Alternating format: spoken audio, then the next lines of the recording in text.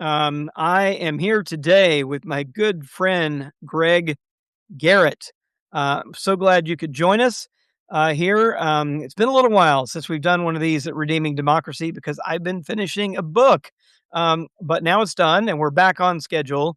And I'm really happy to be kicking this off again with my good friend, Greg Garrett. He is the author of White Lies, Dismantling the Cultural Myths About Race. And we're going to be talking about that. But I should say that Greg has been on before for another book that he wrote. We'll talk about that as we go as well. But let me give you his formal intro, and then I'll tell you a little bit about what I know about him. But his formal intro is that he is the Carol McDaniel Hanks Professor of Literature and Culture at Baylor University, and wait for it, the canon theologian for the American Cathedral of the Holy Trinity in Paris, France. He's published over 30 books. The one that we had him on last was The Gospel According to James Baldwin. He's written fiction, nonfiction, author extraordinaire. So, Greg, welcome. Glad you're here with us today. Oh, Robbie, it's so good to see you. And thanks to everybody joining us now and later. I was telling Robbie earlier that this is it's so exciting to be talking about the book as we kind of lean into the 250th anniversary of our country and wrestle with some of the stuff in the headlines. So this book, which took me a very long time to write, thankfully, it's dropping at a time when the wisdom in it, I hope, will be of use to people. So I'm so happy to talk about it with you, Robbie, because we are doing stuff always on a kind of parallel track. And I was also saying to Robbie earlier that I have been reading at his new book, and it is phenomenal. And if you haven't pre-ordered it yet, you should, because it's really remarkable, and also a book that speaks to the everyday headlines and calls us to something better. So, Robbie, thank you for that. Oh, thanks. We are here to talk about your book. I'll make sure I do that. So again, here is Greg's book, White Lies, Dismantling the Cultural Myths About Race. I do want to point out one little similarity, though. All right, there's Greg's book with the look at the graphic. And then here is my book. Look over here, right on the other side. Again, a few little similarities there in terms of motifs. So I was going to start there. Like, what were you thinking? Like, I know what I was thinking with that little graphical flourish, but what were you thinking with just this spray paint with the running white paint down it? Well, this was one of those things, and Robbie, you've published enough books to know that the publisher always asks the author what he, she, they think about the cover and what they think it might look like. And I gave them a bunch of suggestions, none of which were heeded. Um, and I had gotten really spoiled because I had basically taken the picture that appeared on the cover of Bastille Day, my last novel set in Paris, and the cover for the James Baldwin book is actually a painting of James Baldwin that I own, and I had gotten permission from Yeah. the painter to let me use it. And so what happened with this basically is the graphic artist ran with this, and I did a little crowdsourcing around it. And what most folks said was that they love that it's sort of a multivalent thing. It seems to communicate a lot of things in a lot of ways. Um, the dripping on your cover and my cover is kind of eerie because things are not supposed to drip. They're not supposed to have algae in them, but they do. They're not supposed to drip. And so, it's this sort of disintegrating or, I don't know, disgusting failure of whatever it was that was supposed to be there. And so I really love, the way it appears on the cover is that, they reversed the color on White and Lies. And then the other thing that Oxford does like extraordinarily well is because most of the time our books are housed like this in actual bookstores, they design a different spine. And so, that dripping is disgusting and kind of frightening because it means something's gone horribly wrong. And so, I had, when I crowdsourced, there were some, like little quibbles. It's like, that drip is too long. And I'm like, no, I think that drip is just right. Because, covers are meant to symbolize what the book is about, and they're meant to grab people's attention. And your cover does that. I think this cover does this, and it's stark. But the topics that I'm writing about are stark, and they literally are black and white. Yeah. Well, let's jump in. So I know, so the book, just to be clear, officially, well, the official date is tomorrow, right? That it comes out, but you've heard uh, uh, through the background that people who pre-ordered it are already getting it. So some people have the book in their hands, Yeah. but it is officially out. Its official pub date is tomorrow. But because I think some people may not quite have it in their hands yet, I thought I would just, it's about, like, dismantling 10 cultural myths about race. And I thought, Greg, I'd just get you, since people don't have it, to just quickly read the chapter titles so people can kind of get a sense of where you've gone in the book. And we obviously aren't going to cover everything, but then we can jump into some specifics. Yeah, and so let me like read each sort of chapter title and say a word or two Yeah. about the content and kind of curate this, because otherwise it's just words. The introduction is the problem of white racial myths. And so in this, I kind of lay out the idea that racial mythology is the kind of controlling undercurrent that determines how people who look like you and me have reacted over the last, several hundred years. You know this from your last book as well. And the myths that they have created to enslave people or to hold people in some sort of economic or cultural or hierarchical bondage. And I also talk a little bit about mythology, because one of the things that people are already asking me is what exactly is myth? Is it just like a fake thing that doesn't exist, like Zeus and Athena, or is it, as I argue, and a lot of people who are mythic literary scholars say, is it the most true thing? Is it the thing that lies at in the dark underground that we may not even be completely aware of it? But the problem of white racial myths is that um, we don't always know that they're there. And so the project of the book that's introduced in the introduction is to say these dark things that we have buried where we don't have to look at them, where James Baldwin would say we don't have to be aware of them. I want to pull them all up here into the light so that if you choose to embrace this myth, as Megyn Kelly did when she talked about Haitians this week, it's like do it with full knowledge that you're living into this hatred, you know. And if you don't believe Yeah. this, Own it. Right. Yeah. own it. Throw it away if you don't believe it anymore. So that the introduction sets out the problem, and talks about mythology and sort of explores how I'm going to explore these across a bunch of disciplines, because I'm a literary scholar and a theologian. I read things. So the first chapter is the sort of foundational myth about Black people, people from Africa, Black beasts, white myths of humanity and inhumanity. And this is a chapter that explores the genesis of these myths that go all the way back to Portugal, when in the court, people began being brought over from Africa and held in bondage forever. And so, one of the things that this book is about is just basically the idea that white people have used these myths to justify the way they have treated Black people. And this is true across a wide spectrum of things. I'm also sometimes asked, well, why didn't you write a book about gay people and trans people? Why didn't you write a book about this or that?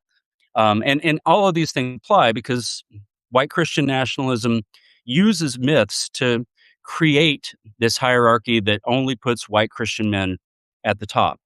But the Black beasts myth is basically the thing that comes out of Dred Scott, which is to say that Black people have no rights that white people are bound to honor. And in many of the different kinds of texts I explore in this section, some of them are biological, some are theological or philosophical, but basically they say whatever people from Africa are, they're not human. And thus, we can treat them any way we want to. An offshoot of this, and it's a tiny bit less heinous, but still heinous, the second chapter, they're just like children. White myths of slavery and paternalism. And this is one of the things that's employed by slaveholders. It's employed by people across the years, Jim Crow laws, the new Jim Crow, the idea that, all right, maybe they biologically resemble us. Maybe Black people, people of African descent, are human, but they're a little less human than we are, and they need our supervision. And if we don't pay close attention, they're just going to kind of run amok. So it's paternalism, and it's the kind of thing that comes out when the Supreme Court says, um, you know, I know that we we used to think that Black voters in the South should have a little bit of protection because of what they've gone through, but we know best. So this we know best paternalism. The third one, and Be this is one of the Before most you go to important. the third one, I just wanna jump in. I was in Mississippi for 2 weeks, earlier this year, or early this month, actually, not this year, earlier this month, and, I came across something, that when I read these chapters, I you were gracious enough to give me an advanced copy, so I've had it percolating, for a while, but because I had this percolating, it really resonated with these first 2 chapters, so I had a friend of mine who took me to, what the building that used to be the Federal District Court in Jackson, Mississippi. Oh, wow. So in the weirdness that is, Mississippi, that building has now been sold to a private condo, developer who's Oh, divided up all the offices into condos, but he kept the federal courtroom on the top floor. It's now being used as an exercise room. I'm getting to the point of the story, but just to paint the picture for you. So in this beautiful oak paneled marble, bejeweled, courtroom are Pelotons and free weights and like all scattered all over the floor. But the reason my friend took me there was not because of that oddity, but because there was a mural that was painted. The federal court building was opened in 1934. There was a yeah, mural sponsored and paid for by the government as part of the WPA in 1938. Painted, and goes all the way across the back walls, probably 30, 40 feet long and probably 20 feet tall. And if you were in the courtroom for the decades in this Mississippi Federal District Court, you'd mhm, be facing the judge, and he was sitting under this mural. So you'd see the judge and then the mural above his head, and it was a portrait, and it was called "The Pursuits of Life in Mississippi." And so if you go, you can see where this is going. To your right, if you're facing it, were all the white people, and they were doing things like productive farming and planning buildings. There's a guy with blueprints, with kind of progress and achievement and all of that.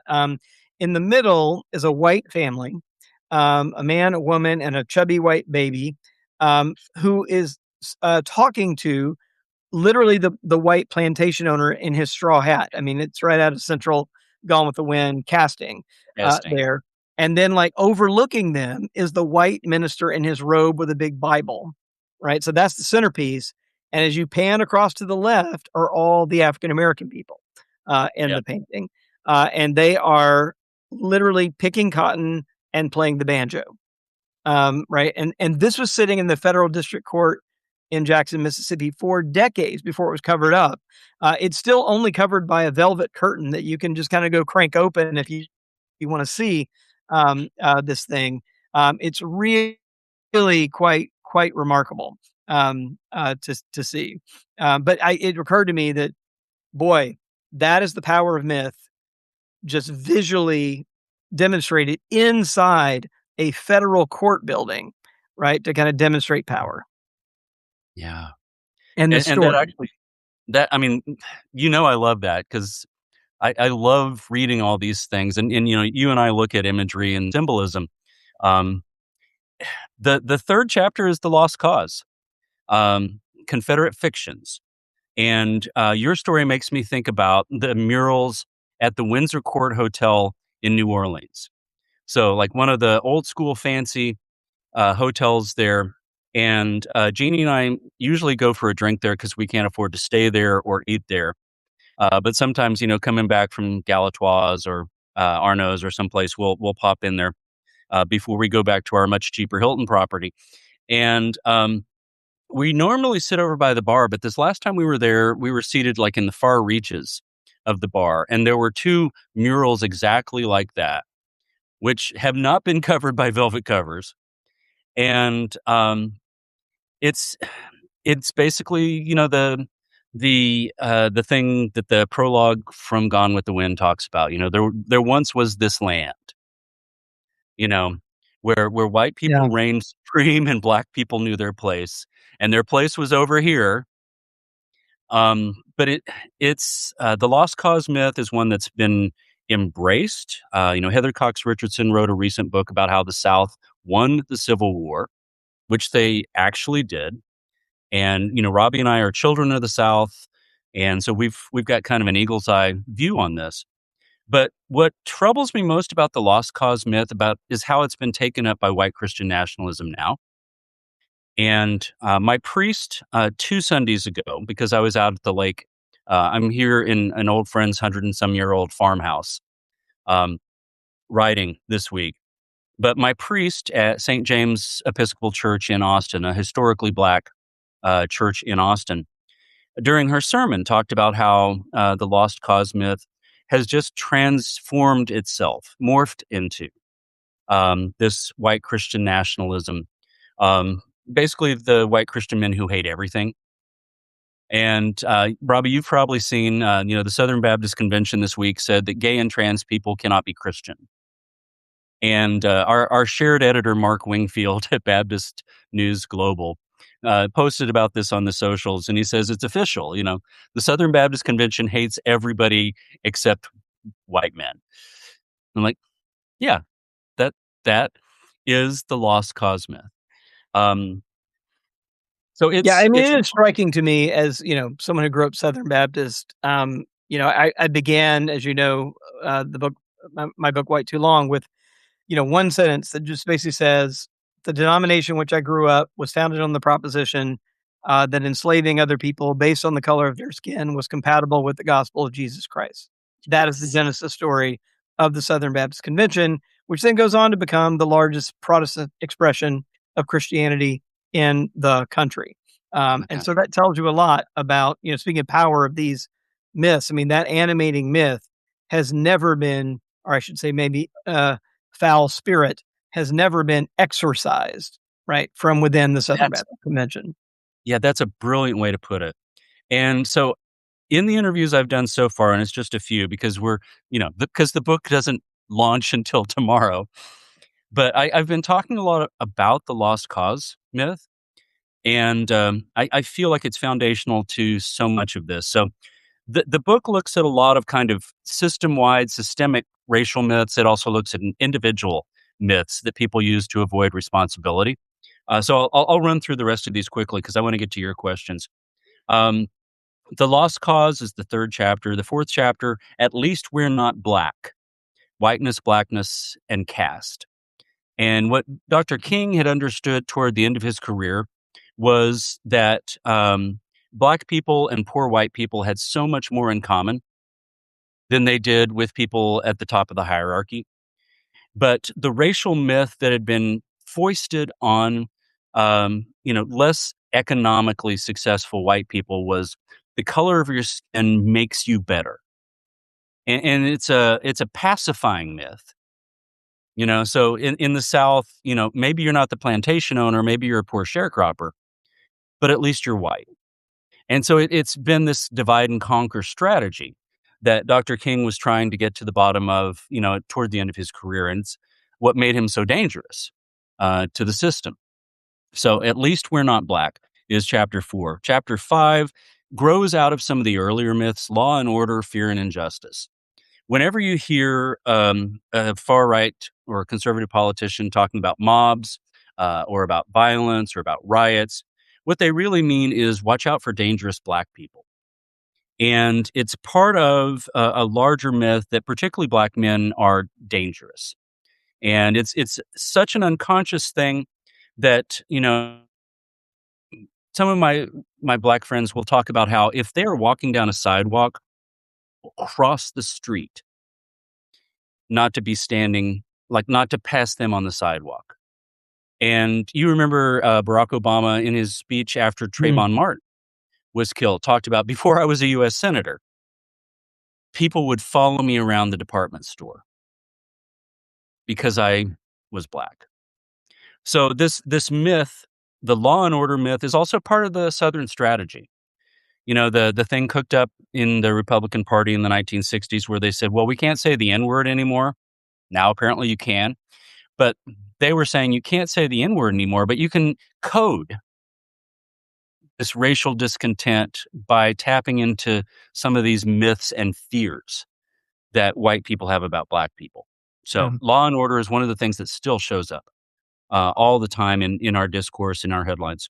Number 6 is a chapter on segregation. There goes the neighborhood, segregation and racial space. And it takes a look at all the ways that white people have pushed black people away from their presence. But it also talks about the damage that segregation does to us.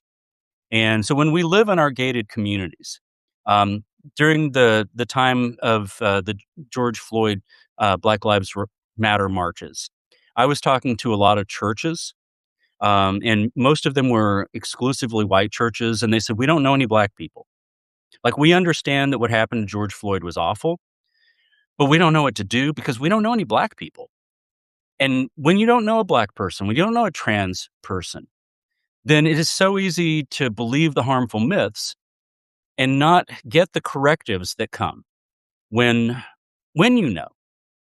It's like, I'm very happy in this body, such as it is, but when I first loved a trans person, I was like, I don't have to understand completely, but I love you and you are a child of God, and that's good enough for me, you know? Um, so segregation damages us. And Baldwin writes about this throughout his career. But when we push people away and we don't know them personally, um, then we are damaged. Everybody is damaged by segregation. So I'll run through the last through a few very quickly. America for Americans, God Bless White America is my chapter on white Christian nationalism. Um, and God Bless White America, I had wanted to be the title of the book. It's the line that's repeated in Spike Lee's Black yeah, Klansman. But my editor said, I'm afraid people might think that you're a white supremacist. And I said, I would prefer that they don't think that, although it would probably be good for book sales. right, yeah. Might have been You a know, lot of returns. yeah, there might have been a lot of returns, like the people who bought my novel Cycling because they thought it was like a book about cycling, you know, mountain biking. So that God Bless White America, white Christian nationalism. And then the last couple are more individual. Chapter 8 is I Have a Black Friend, Personal Racism and Deflection. And oftentimes when I'm speaking with white people or in white congregations, people will come up to me and say, well, I was raised by a black nanny, or we had a black cook, or I have a black friend at work. And what they really mean by that is I know a black person. But it's, one of the things that I look at is in To Kill a Mockingbird. The kids, uh, you know, um, Scout and Jim are forbidden to go to Calpurnia's house. I mean, they know her and they love her, and they do get to go to church with her in the novel. But when people say I have a black friend, what they usually mean is I have a black acquaintance, and thus I cannot be racist. And so I also point out that toward the end of his life, and this is in Spike Lee's Four Little Girls documentary about the church bombing, George Wallace asks his caregiver at the end of his life to come out. He's a black man. George Wallace introduces him and says, "This is my best friend." And you can see how visibly uncomfortable that caretaker is to be identified as George Wallace's best friend because he's not. He's an employee. So I just wanted to put that in front of people. Jamar Tisby in Color of Compromise and his book about racism talks about how the second big step for white people is relationship. If you don't know any black people, then however many books you read, however many Spike Lee movies you've seen, and congratulations for that, because that's a step more than most people. But until Kelly Brown Douglas had told me about giving her son Desmond the talk, which in white families is about the birds and the bees, and in Black families is about how you come home alive at the end of the day. I had read so much stuff about racism, but until Kelly told me that, I was not stricken. I was not personally involved. And so it's not enough to have a white or black acquaintance or a trans acquaintance or a Jewish acquaintance. You got to dive into relationship and learn about their lives. And that actually is a natural kind of transition to chapter 9, which is about white saviors. And so Matthew McConaughey lives in Austin, which is my hometown. And I like him a lot, and I think he has a good heart.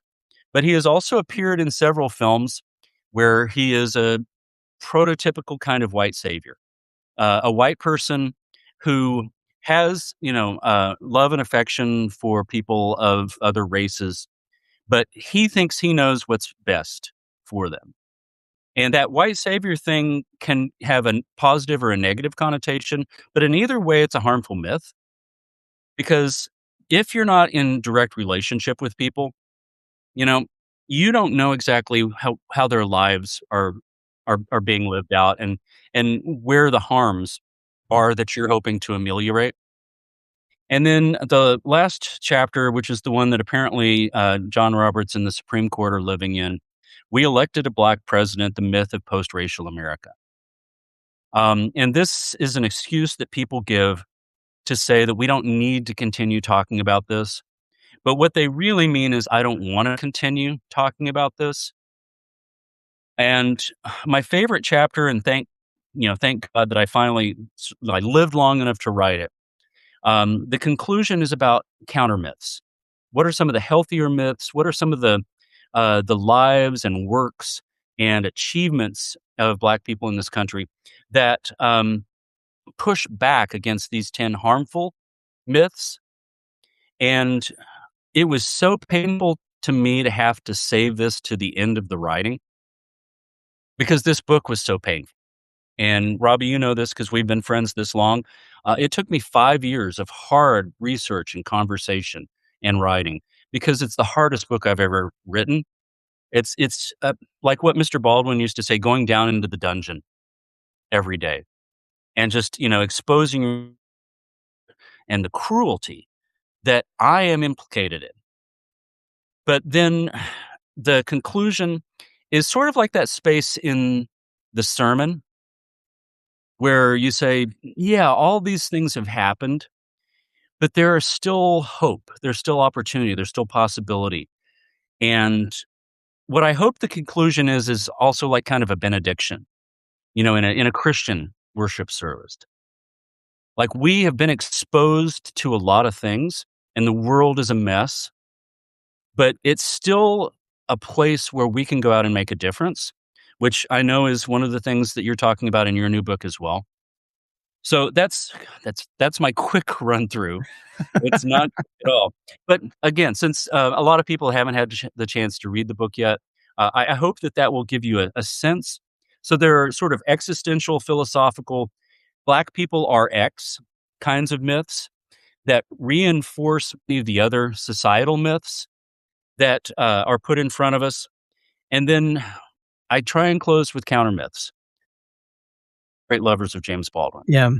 And James Baldwin is one of the few people who appears in this book more than you do, Robbie. So, All right. Well, Greg, thank you for that, and thank you for this book. It occurs to me though that if you've been working this for 5 years. You started writing this book in a very different time. And I'm wondering what it's like for if you could kind of go back and think about the headspace you were in when you first started writing this book, and the headspace you're in on the day that it's dropping. And how maybe what you were thinking about the work that the book was going to do when you started, maybe how that shifted, and in terms of the work you think the book is, or hope the book is going to do, in the moment we're in. yeah. And this book necessarily had a longer process, not just in the writing, but also in the kind of creation and the acceptance of it. So I started, like, I wrote the proposal for this book in a time where I felt much more hopeful. about race in America. Um, and because I'm a white person writing about race, Oxford wanted to check in with Black scholars and theologians to make sure that I wasn't doing damage to the discourse. And so there was this long process. It took several years just for the proposal to be accepted. And so when I sat down to begin writing it, it was just after the 2020 election, and I was at my friend's cabin, the Cox family, who are one of the people I dedicate the book to. And much of the book was written in the mountains of Colorado. And I was working on the introduction on the day that white supremacists stormed the Capitol. And so, I'm supposed to be there and focusing on this work. But what's happening on CNN and MSNBC at that time is this work. And when I see the Confederate battle flag being paraded outside the Senate chambers, I was like, and people, please forgive me, holy shit. I thought we were past this, and we are not. And so I think a lot about what Ibram Kendi has written about racial attitudes being like a pendulum. And so we elect a black president, which terrifies some people. And so then they elect the most racist white president of our lifetimes. And many of our white presidents have been racists. And this makes it possible for people to lean hard into racism in a way that they had kept on the down low for a very long time. So, I was Yeah. mentioning Megyn Kelly earlier. And she responded to the Supreme Court's ruling about Haitian and Syrian residents by doing, I guess, on her podcast, like this incredibly racist diatribe about Haitians. And so, what actually is happening is that as hard as this book was, and as long as it took me to write, and I know Oxford expected it several years ago, I think it's landing at the precise right moment where people can read this and go, oh, here are 3 myths that Megyn Kelly has bouncing around in her head that says, you don't contribute to our country. You don't contribute to our culture. And Robbie, you'll remember, because I actually include this in the book, but in one of our conversations in Paris a couple of years ago, I had come back to you and talked about seeing all these far right advertisements for Right. The National European Rally Union. Party. Yeah. And, in French, and my French is not great, but I can read this much. It says, save our culture. And what you said to me then, and I've said to other people then, because it's one of the most useful kind of definitional things. Whenever white people, particularly white people on the right, use the word our, O-U-R, our country, our nation, our culture, you said it is always a white supremacist tell. And there's Megyn Kelly just spouting one white supremacist tell after another in public in the kind of way that some years ago would have ended your career. So I think one of Yeah. the things that this book can do is it can be brutally honest about the discourse. And it's painful. I've had black people and white people read early copies of it and say that they were in tears. And I hope that they were, because I was often in tears writing it. It's race and injustice is one of the most important things in my life. I know it's one of the most important things that you speak about. So I'm grateful, even though this time is so terrible, because this is a thing that I can do. Yeah. What I really appreciated, and it really about, I mean, your last book on James Baldwin was, I think, in many ways, for many white Christians who had not read Baldwin, was, I think, this introduction to this other critique, this other perspective that, I mean, Baldwin's kind of effect on me was also like eye opening. It was like, oh, there it is, like very Yeah. plainly. right there in black and white, on the page, and like such clarity. And I think the clarity piece is what this book does so well, right? Is to say, Oh, because I think uh, you know, readers will have some sense of it because it just is these myths are just floating in the culture, and they're some of them are on the surface, some of them are kind of a little further down, and some of them are buried pretty deeply. But when you yeah, start kind of trawling, as I think you mentioned going down to the dungeon, but if we want to make this nautical, right? You're kind of trawling the bottom of the mythical waters here and yeah, surfacing these things, right? That create the undertow, that create the currents that we're all aware of, but maybe we didn't see those things submerge. And so I think it's one of their big contributions, just bringing these things to the surface where I think it's like you go, "Oh, right, that's what's going on," right? And so and it's been going on for so long, yeah, that I think it makes the current events that we're seeing fairly clear. Because I mean, here we are, we're what, a few days away from our 250th anniversary, which is also, pretty good timing yeah, for this book, and we're being asked, "What kind of a country have we been? What kind of a country are we now? yeah, And what kind of a country do we want to be?" And I think, putting these this right there on the surface, these are the subtle things and sometimes not so subtle things that people have been insisting, "No, we're a white Christian country. That's who we are," right? Versus, "No, we're a pluralistic democracy." yeah, And yes, I anyway, I think it's so helpful. And I wanted you to talk a little bit more about, because it's so useful at this moment, the language around saving our country, and the language of America first that you talk about, in the chapter, the God Bless White America chapter. yeah. So, we both know, you and I, because we troll these waters, um, that there is an entire cottage industry that has grown up around trying to make America a Christian nation, and even further, what I think we would have to call pseudo historians, um, and non historians who insist that America is and has always been a Christian nation. And who look at the founders and think of them, misread them badly as, basically ancient evangelicals, who would approve of everything going on, um, and every empowerment that this White House and state houses have given. So I think that on Friday, my state, Texas, um, Right. pushed through a law that said that the Bible must be taught as curriculum in public schools. And that is not going to fly, I don't think. I think it's going to get legally challenged and overturned. But we do have the 10 commandments, at least theoretically, in every classroom in public schools in Texas. And so there's this attempt Yeah. to weaponize Christianity. And I think you and I have talked about this, but mostly when I talk about white Christian nationalism, I'm throwing hard air quotes around the Christian part. And our friend Jamar Tisby is also writing and speaking so brilliantly about this right now.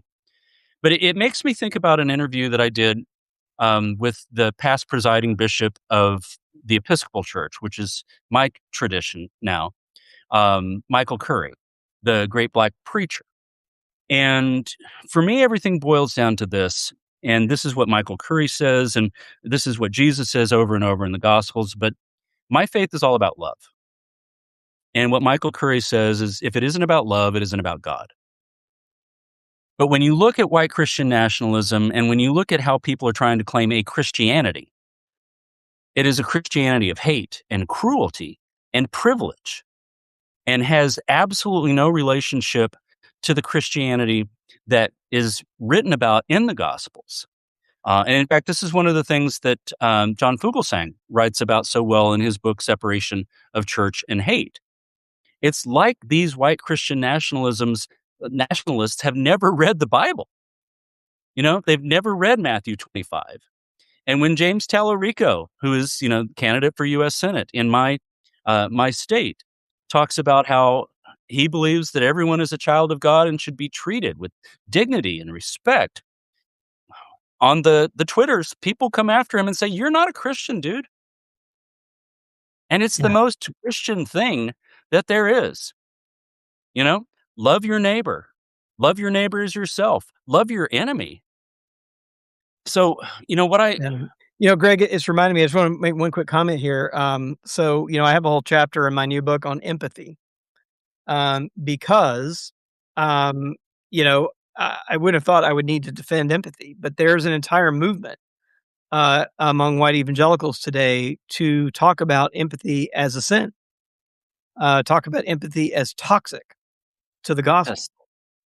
yes, And it is this straightforward attempt to turn Christianity, take it from a religion of love and compassion, and yeah, justice. neighborliness, right? Yeah, Into a hard militaristic thing that is about domination. And it's really appalling, but it's very, very real. That these and none other than like Al Mohler, right, has platformed these right, people, right. who is the president of the flagship seminary of the Southern Baptist Convention. Oh, Lord help us. Yeah, I mean, this is the heart of JD Vance's arm wrestling with the Pope, because JD yeah, Vance has been one of these people who has advanced this idea that we're not actually supposed to love our neighbor. And just the idea that our brand new kind of Catholic vice president is going to school a Catholic Augustinian yeah. Convert, theologian. new convert to Yeah, Catholicism, right? Yeah, but he's like, no, that's not what Jesus meant.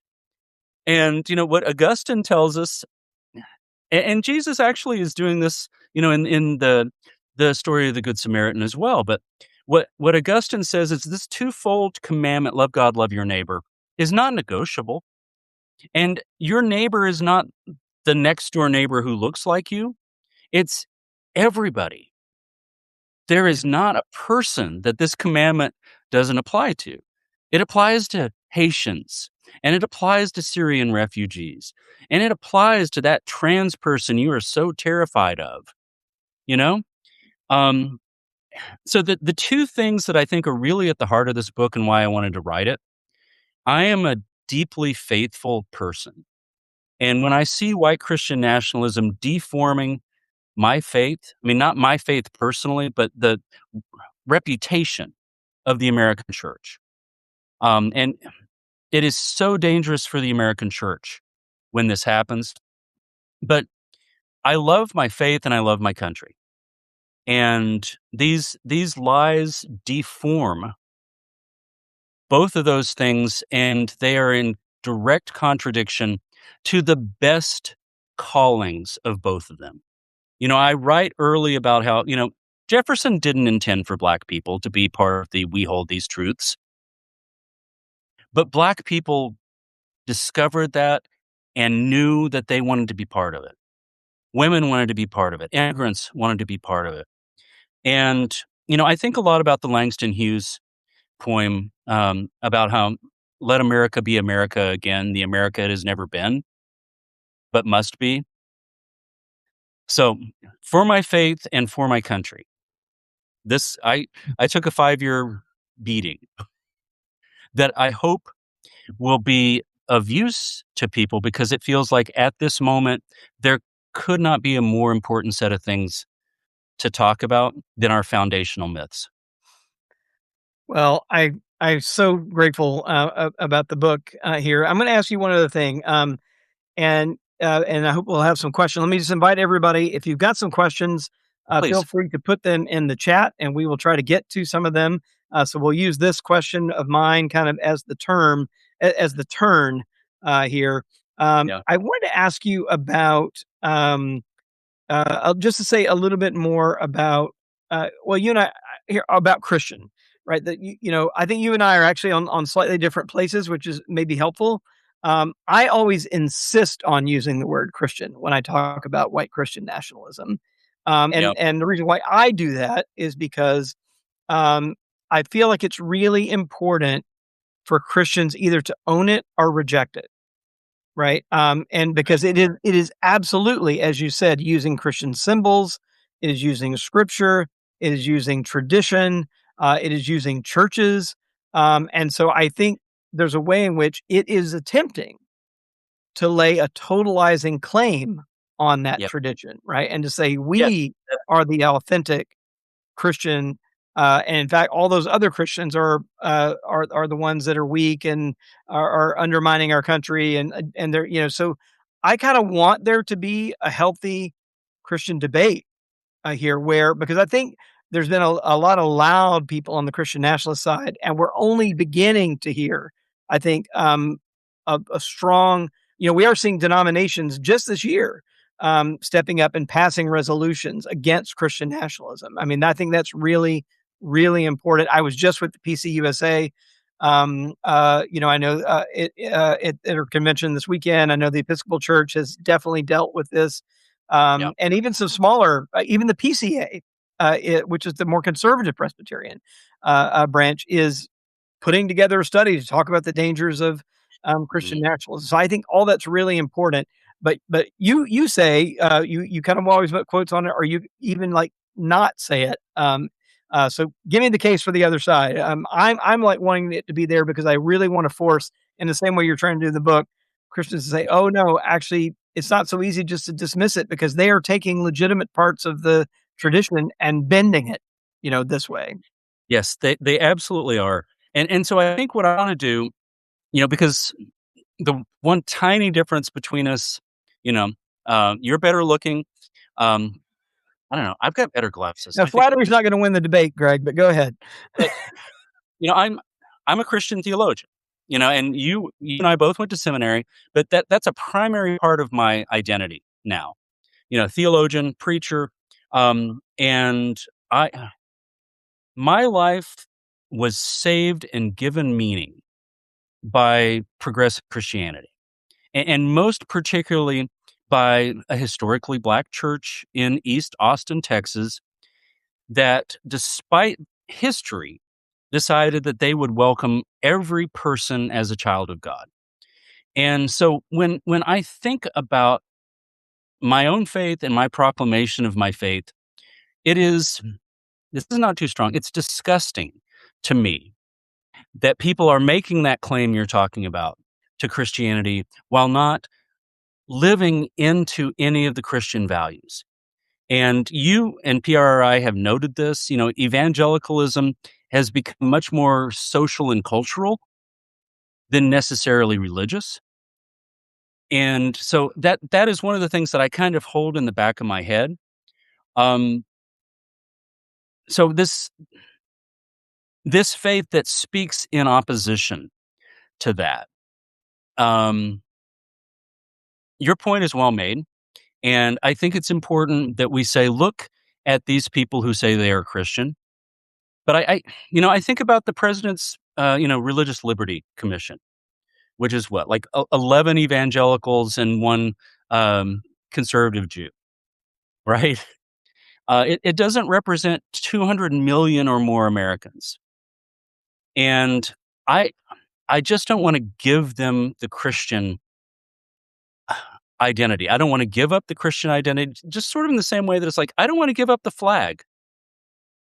This is my country as well. And if I want to go out on a boat on July 4th, which I am actually going to do with Jeannie and some of our friends from Very Red America, this is not your country and this is not your faith. And so for me, it feels very personal. And Jeannie would say I'm getting hit up, you know, because this is a thing that I feel strongly about. It animates my days and nights. But because I'm a person of deep faith, I am so offended, you know, in the same sort of way, like this is way like levels below this. But like when you go to a cocktail party, and Robbie, you've had this happen, and somebody says, "Oh, so you're a writer? I've always wanted to be a writer, or I've always thought about being a writer." And in your head, you're going, "Then you should do it, or you're not a writer." And that's how I feel about these Christians. If you're not going to live out our faith, I'm not going to call you Christian. I know that that's your identifier, but I mean that's my rebuttal. Yeah, yeah, great. Well, along these lines, I got a question from Sally here. Thank you, Sally, for jumping in. We probably have time for a couple more questions, so please do post them in the chat here. That is just maybe taking this one step further. What is helping you honor patriotism on this upcoming anniversary that current events are making very hard? Because I do think certainly many people on this call are finding this coming weekend hard. I've talked to a lot of people who are saying, "Look, I do love America. I really do. But boy, I don't feel like doing anything this weekend. I just want it to be over." I don't know where are you on that? And maybe do you have any ideas, suggestions?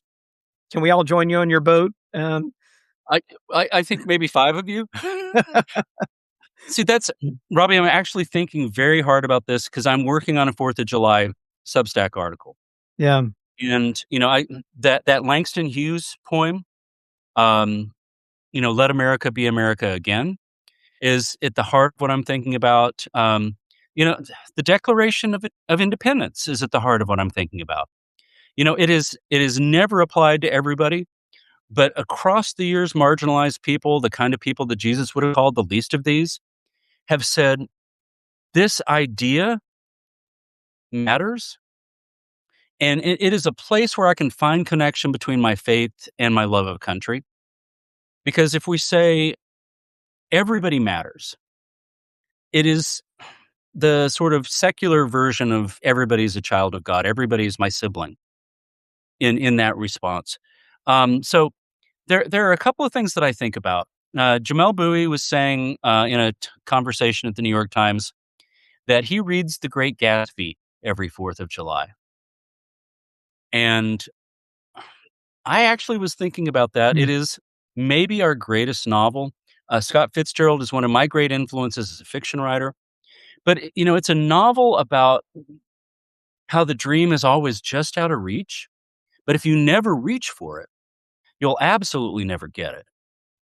I think the other things around this 4th of July, I was listening to Pod Save America when I was picking up Mexican Cokes earlier. So there is an HEB grocery store here in Kingsland, and beloved, it is full mega. So I went in, I got my Cokes, I got out, but I did a little drive out and back, and sort of listened to that a little bit because they were talking about Trump's state fair on the National Mall, and it's a shambolic mess, and I'm having so much Schadenfreude around that. But there was an interview with somebody who actually came to that, who's not a MAGA person, who said, "This is my country, and this is my celebration, and I'll be damned if I let them take this away from me." Because the idea of America, not the reality is horrific. Like this, I'm going to say, in my Substack for July 4th, this is the most terrifying 4th of July I can remember. And yet, I have so much hope. Robbie, you've pointed out in public programs that we've done that white Christian nationalism represents this tiny percent Yeah, it's about of 30% of the country. Yeah. loud. I mean, loud as hell. And they push through everything at this moment. But I believe we're better than that. I believe we're better than that as human beings. I believe we're better than that as Americans. And I believe that so many people are beginning to live into the awareness that this cruelty and this hatred, I cannot believe that we're going to live through 250 years where we have been a light to the world and we're going to plunge ourselves into darkness. Yeah.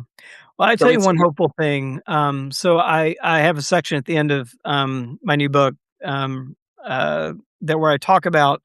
I mean, the book is called Backslide, which is not so hopeful in just the title, but I do have a section at the end where I talk about our 2/3, 1/3 country, because I think we often read, we take the pulse of the country through an electoral lens, and I think that's actually a mistake, because it makes us think. So yes, absolutely, the country is divided. It is as divided as we probably were around the Civil War. It is more divided than we have been in my lifetime. I think that's all true. But we're not actually a 50-50 or even a 48, 52 divided country. Yeah. On most of the issues, even the controversial issues that you think of as like, oh, these are the most divisive. Take marriage equality, take abortion rights, take Yeah. a path to citizenship for immigrants who are in the country illegally. All of those things, 6 in 10 Americans or more favor abortion rights. 6 or 10 Americans or more favor marriage equality. It's 6 in 10 Americans or more favor a path to citizenship, right, for Yeah. immigrants. That's the kind of thing. And when we ask Americans, we literally gave people a choice, a kind of split question. Says, look, what kind of America do you want to live in? Do you want to live in America that's made up of people who follow a wide variety of religions, or do you want to live in an America primarily constituted by people of the Christian faith? 2/3 of the country picks the former and says, no, we want to live in a country that is a pluralistic country. What the thing to remember is that if we only look through an electoral lens, we forget the fact, and this is maybe also sad commentary, but we do forget the fact that 34% of the country did not vote in the last election. So when you look at this kind of think of it as 50-50, what really happened in the last election was 33% of the country and some change voted for Kamala Harris. 33% of the country and a little more change voted for Donald Trump, and Yeah. 34% of the people didn't vote. So now that's a problem, right? But it doesn't mean that 50% of the country is backing this MAGA movement that's undermining the country. That's just not the case. And I think you're exactly right. If there's a hope for me, it is about that at this fourth, we've got to find a way to make what's been kind of a passive majority active and vocal and decide, because I do think we're at a moment of reckoning here. What kind of a country do we want? If we want that country that most people say we want, it's going to take some protecting and some activism and some voting to get us there. Yeah. And so what I would also say, as we were in this space between Juneteenth and Yeah. July 4th, and there's a tension between those things. I think it falls on people who look like you and me to do the hard work of examining where we've been, where we come from. So when Jamar Tisby talks about this process of being anti-racist, it's a process that works. As we were saying a little bit earlier, because of intersectionality, I have become very aware that there are myths that are involved that You just said a banned word, by the way. I just want to let you I know know that. it's one of many, and I Yeah. expect, like you, that my book will be banned from the Naval Academy. But there are myths about women, there are myths about immigrants, there are myths about gay and trans people, and they're employed. Our friend Van Newkirk and I did a program together during the pandemic where he talked about myth, and he said myth is employed by the people in power to keep themselves in power. And so what we have to do is we have to say, I'm going to hold these myths to the light and say to myself, I don't believe this anymore. And the metaphor that I use for this a lot, toward the early stages of this, Trinity Church Wall Street um, asked me to come and present some of my preliminary research. And the metaphor that I came up with at that time, and I still am pulling out, um, where I live in Austin, there are a bunch of cowboys and a bunch of hippies. And I grew up in a cowboy space and became a hippie. So, like, I know both these cultures. But oftentimes, the cowboy pickup trucks will be covered with bumper stickers, and the hippie Subarus will be covered with bumper stickers. And some of those bumper stickers clearly are decades old. And what I want to ask people is, have you taken a turn around your car lately? Like, do you still believe this? Because if you don't still believe this, maybe you should just, strip that off like a Band-Aid, and put something on the car that represents something more aspirational. And I think when we look at these myths, what we're saying is like, I'm going to strip the Band-Aid off because I don't believe this. Like when you told me what this actually means, this thing about law enforcement or this thing about you have a white or a black friend, I'm going to address that. And Jamar would tell us that there are 3 steps. Just recognizing is not enough. Relationship is the second step. Moving to some kind of commitment is the third step. Most white people stop at awareness. It's like, oh, I see this, and thus I'm not racist anymore. Which is why movies about white people becoming a little bit less racist always win the Academy Awards. But it's a long struggle. And I think, people who look like us have to commit ourselves to that, commit ourselves to relationship so that we understand how these myths have affected people and how from our space of privilege and whatever platforms we have, we're able to take some sort of action alongside our friends, Yeah. not for our friends, Yeah. and try and make this a better America. Well, Greg, thanks so much. We're at time here, but let me just hold up the book again. It is Greg Garrett is White Lies, Dismantling 10 Cultural Myths About Race. I put links to buy the book in the chat there. It is available wherever books are sold, Kindle, ebooks, audiobook, all of the above. And I'm going to close with just one little thing here that I just will leave everyone with from your book. In this book, it really is a call, and this is the way you summed it up: it is a call to reject what you call soul killing myths Yeah. and to embrace soul filling myths. And I think that's a really apt message for us right here on the eve of July 4th, Independence Day weekend. So thank you, thank you, thank you. You can follow Greg along. His Substack is called Good Trouble, Greg Garrett. And you can also follow my writing along. It's at Redeeming Democracy on Substack or redeemingdemocracy.net. Where I also wrote a piece about the interplay between Juneteenth and July 4th. It's up, might be a good weekend reading. But Greg, thank you so much for all that you're doing and for this wonderful book. And I'll commend it to everyone. Pick it up and make a good weekend read. Yeah. Thank you, everybody, for joining us. Robbie, thank you for having me on. This is early on in the process of talking about this book, and you've helped me clarify some things. And it's always just a joy to see you. Yeah, likewise. All right. Thanks, Greg. Bye, everybody.